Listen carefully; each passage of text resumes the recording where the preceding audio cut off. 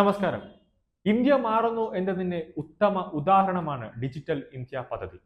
UPA സർക്കാരിന്റെ കാലത്ത് ഒന്നും തന്നെ ഡിജിറ്റൽ ഇന്ത്യ പദ്ധതി ഇല്ലായിരുന്നു. 2015 ജൂലൈ 1 ഡിജിറ്റൽ ഇന്ത്യ പദ്ധതിക്ക് ഒന്നാം മോദി സർക്കാർ തുടക്കം കുറിക്കുന്നത്.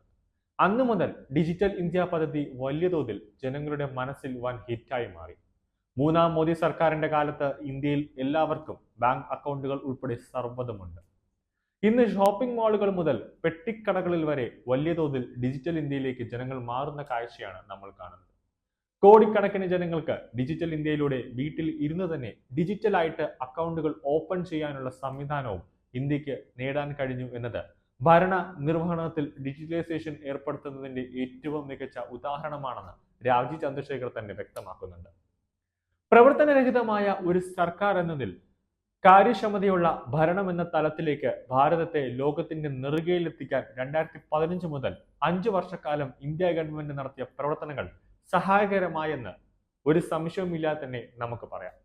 ഇന്ത്യൻ പ്രതിനിധിയായി ലണ്ടനിൽ നടന്ന മാറുന്ന ലോകക്രമത്തിൽ ബ്രിട്ടന്റെ ഭാവി എന്ന ചർച്ചയെപ്പറ്റി സംസാരിക്കുകയായിരുന്നു അദ്ദേഹം. ഒരുപാട് വർഷക്കാലം ഇന്ത്യയിൽ ഒരു തരത്തിലുമുള്ള വികസനം ഇല്ലായിരുന്നു എന്ന് തന്നെയായിരുന്നു ലോകരാഷ്ട്രങ്ങളെല്ലാം പറഞ്ഞു നടന്നത്. എന്നാൽ ഇന്ന് ലോകരാഷ്ട്രങ്ങൾ പോലും ഇന്ത്യയുടെ വികസനങ്ങൾ എല്ലാം ഉറ്റുനോക്കുന്നുണ്ട്.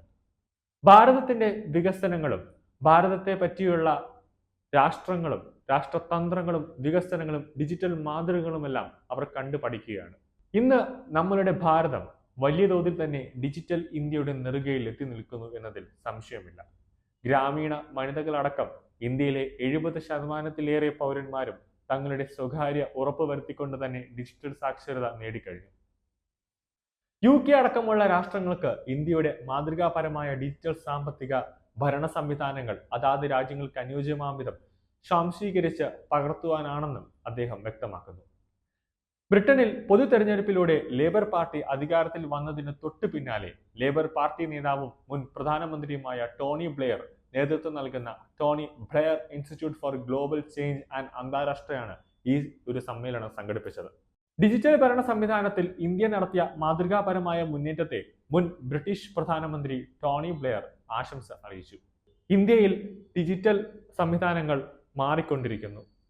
കോൺഗ്രസ് ഭരിച്ച സമയത്തല്ല ഇപ്പോൾ പെട്ടിക്കട മുതൽ ഒരു റോഡിൽ വഴിയോര കച്ചവടക്കാരന്റെ കയ്യിൽ വരെ UPA കാർഡുണ്ട്, അതായത് ഡിജിറ്റൽ കാർഡ് ഉണ്ട്.